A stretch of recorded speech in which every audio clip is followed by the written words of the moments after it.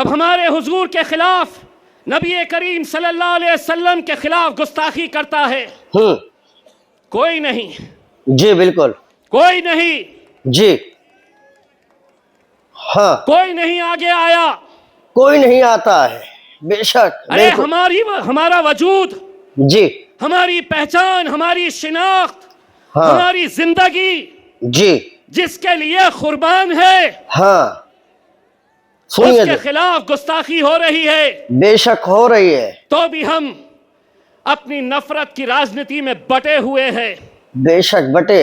लोग समझते थे कि वो बोलेगा और हम सुन लेंगे। सुनिए दोस्तों, वो कोई और होंगे सुनने वाले। वाह क्या बात है। इम्तियाज जलील नहीं सुनेगा, तुम्हारे बाप से आंख में आंख डालकर टक्कर लेगा। ओ भाई क्या जबरदस्त, गजब, माशाअल्लाह, क्या जोश। एक आवाज हमने क्या लगाई? जी बिल्कुल, अल्हम्दुलिल्लाह। पूरा हिंदुस्तान, सुनिए दोस्तों, सुनिए, अब आगे समझो और लिखो कमेंट में। पूरा महाराष्ट्र, हाँ, क्या मतलब है इसका, सुनिए समझिए सारी चीजों को। हाँ, कहां से आए, कहाँ से आए, इतने, हाँ सही बात है भाई, सबने देखा था भाई। एक पैगाम देने के लिए हम निकले थे जी, और एक बार फिर से कह रहे हैं, जी, एक बार फिर से कह रहे हैं, जी, आप हमें गाली दो, आप हमें गाली दो, हमारे खिलाफ बोलो, हमारे खिलाफ बोलो, हम सुन लेंगे, हम सुन लेंगे। लेकिन हुजूर के खिलाफ अगर कोई गुस्ताखी करेगा, जी क्या बात है, मजलिस का जवाब। अब सुनो, आगे कमेंट में लिखिए आप सभी लोग भाई, है ना, ताकि पता चले क्या बात है, ये क्या आप कह रहे हैं, लिखिए सारी चीजों को। पुलिस वाले देख रहे मेरी तरफ, बोलता क्या पत्थर। अरे यार, पूरा का पूरा कानून, इनको कानून पता है। पत्थर बोलता क्या, पत्थर बोला कि केस होता मेरे ऊपर, पत्थर बोलता तो केस होता। तो मैंने भी क्या बोला, ईंट का जवाब, ईंट का जवाब।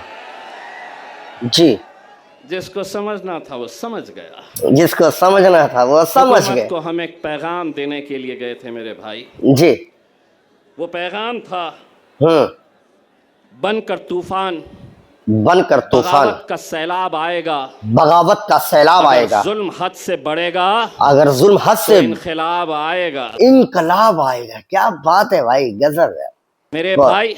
जी, इस इलेक्शन के अंदर मुझे तो ऐसा लग रहा है जी, कि जितने मुसलमान उम्मीदवार खड़े हुए हैं, उनकी लड़ाई भाजपा से नहीं है, सही बात उनकी है, लड़ाई शिवसेना से नहीं है, सिर्फ मजलिस से। जहां 4 लोग जमा हो गए, हाँ, वहां बस इम्तियाज जलील, इम्तियाज जलील, सिर्फ इसी का चर्चा। वाकई में बेशक, लेकिन हमारा मुकाबला जी भारतीय जनता पार्टी से है। क्या बात है, कितने पैसे बांटेगा अतुल सावे? ओह गजब भाई, कितने बांटेगा? बांट बांट के। जी, मुझे दोस्तों, जी, आपको लग रहा होगा जी, कि 28 में से 3 लोगों के फॉर्म रिजेक्ट हो गए, 10 लोग वापस हो गए।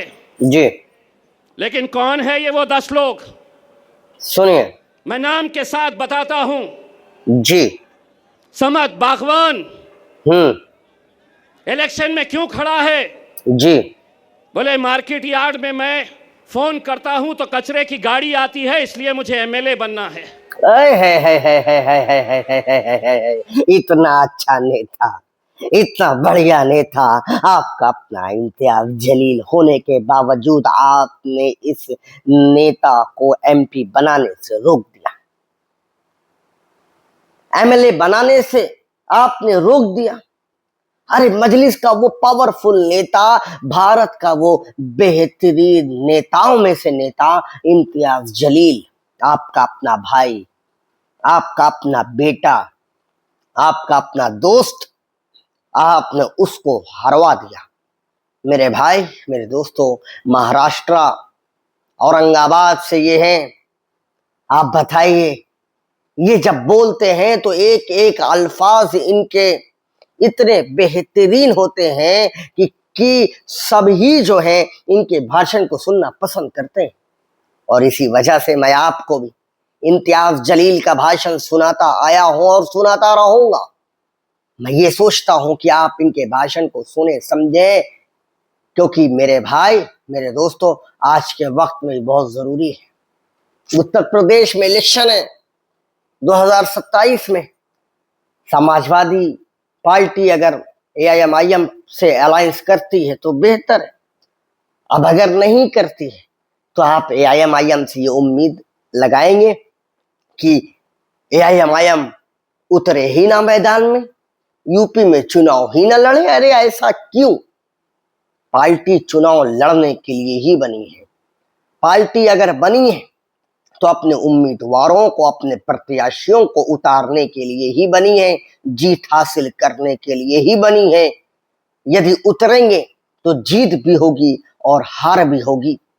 लेकिन ये सोचते हैं कि नहीं, एआईएमआईएम ना उतरे मैदान में, अगर उतरे तो केवल यही उतरे। अरे क्यों? किसी की बपौती है क्या? कॉन्स्टिट्यूशन राइट देता है यार, कानून राइट देता है चुनाव को लड़ने का। आपको ये लग रहा कि नहीं सिर्फ आप ही लड़ें, बाकी सब आपको देखते रहें? नहीं, ऐसा नहीं हो सकता, ये इम्पॉसिबल है। मजलिस-ए-इत्तेहादुल मुस्लिमीन 2027 उत्तर प्रदेश इलेक्शन में चुनाव के मैदान में उतरेगी, लड़ेगी, जीत हासिल करेगी। यदि आपको ये लग रहा है वोट का बंटवारा होगा, तो मजलिस-ए-इत्तेहादुल मुस्लिमीन अपना हाथ आगे बढ़ाई है।